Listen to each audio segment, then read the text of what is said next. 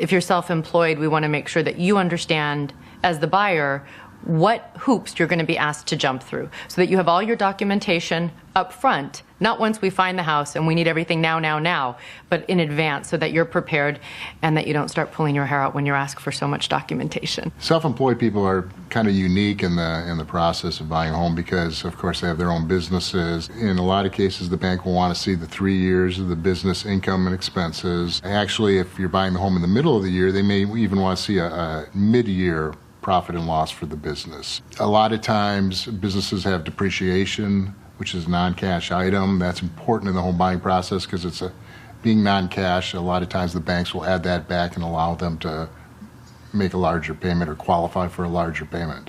You have to go back to making sure you have financial statements, making sure if you have a CPA or an accountant that does your books for you being self-employed, that all of these things show and prove income. There's no such thing anymore as stated income. I can't just come in and tell you I have this money.